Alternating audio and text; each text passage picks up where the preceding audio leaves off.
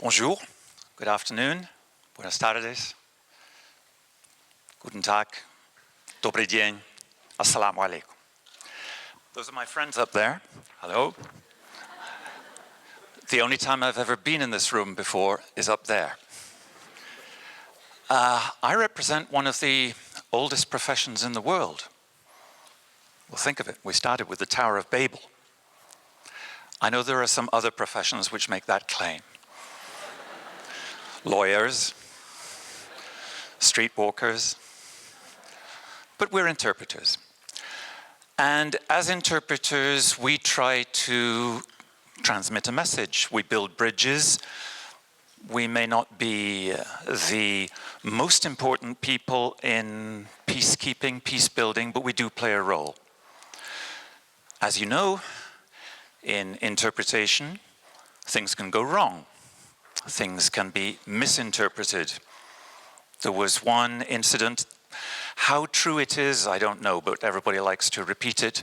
When President Jimmy Carter went to Poland, he got an interpreter who didn't know Polish as well as, say, Lithuanian and Russian, I don't know what.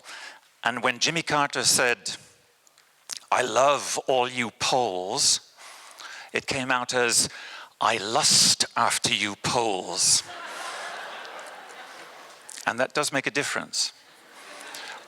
Remember just recently when Hillary Clinton wanted to reset relations with the Russian Federation, and she had come along with a little piece of machinery which looked like a detonator, and she said, "This is the reset."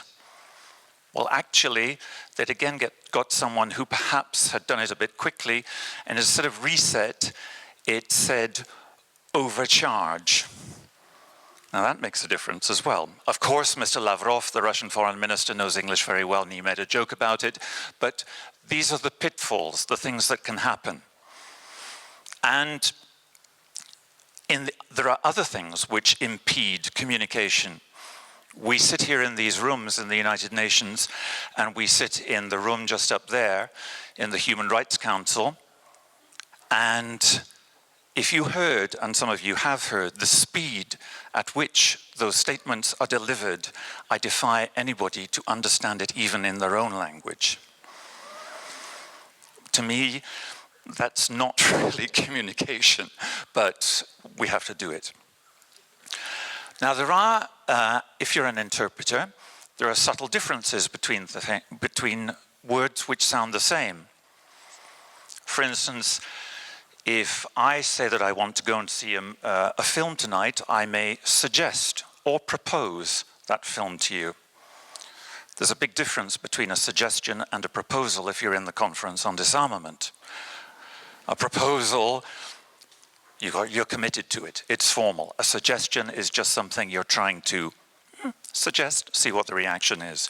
There's a huge difference, if we stick to the conference on disarmament, between a site and an installation. Doesn't sound like a big difference to me, but it could cause complete breakdown of negotiations. Safety and security. Actually in French, they're the other way around, right? Sûreté nationale is the security service, but sécurité is actually safety. All these sort of things, false friends. Someone told me just before this meeting that for a TED meeting, this is rather like a TED meeting, isn't it? This meeting doesn't qualify because it's a topic, not a theme. Correct me if I'm wrong, or the other way around.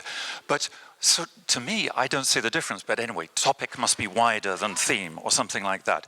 And then translator and interpreter. I don't mind being called a translator. Translator is a very generic term. In the UN, we have to make a distinction between a translator and interpreter because one does the written job, one does the spoken job. There's a reason for it. But an interpreter, the word interpretation is open to interpretation, isn't it? Yeah? So all that's to say there are all these little things one has to concentrate on a lot. I've had a 26-year career in the UN translating and interpreting. which I'm really, really proud of and pleased about. And some of the times, if we're talking peace, and we are talking peace today, some of the times if you're on a human rights mission, and as a result of long, grinding, seamlessly endless, seemingly endless interviews, just one person is released from prison or taken off death row, then it really is worth it, isn't it? And that's the sort of little thing that, the little bit that we in a team achieve through sometimes rather tedious efforts. But to the lighter side, I was asked to tell stories, and I haven't told a story yet, so I've got 3 very brief stories, provided I've still got time. They're not stories, they're really just vignettes. The lighter side of an interpreter's life. And I've given them titles, provocative titles. Number 1 is Midnight with the Mariachis, number 2 is Sleeping with the Rebels, and number 3 is Don't Drop That Bomb. Okay? Midnight with the Mariachis. Just after the Sandinista government had been voted out in Nicaragua, when Daniel Ortega, okay, 2 minutes, I better go fast. Long negotiations in the night with the Contras, with all the officials. We hear down in the street, Guantanamera. We look out the window. What does everyone do, including the distinguished representatives of the United Nations, the Archbishop of Managua, the Contra commanders, the representatives of the civilian government? They go out into the street and boogie.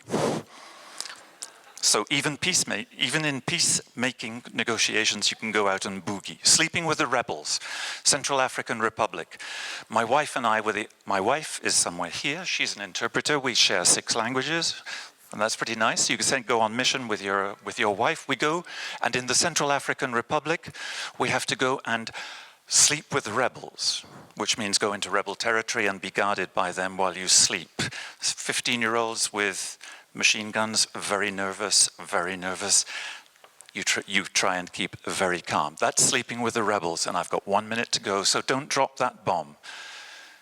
In Iraq, with the UNSCOM inspectors, chemical weapons, in fact, during the time of Saddam Hussein, my job at one time, apart from other times, was to stand in full biological warfare gear in Ramadan, telling Iraqi handlers, or rather asking Iraqi handlers whether they were still feeling okay, because they weren't eating or drinking in Ramadan, and they had to handle chemical weapons and put them in a pit. They were in full chemical weapon gear, so was I, and I had to just say, "Are you all right? And please don't drop that bomb." It's all part of the job.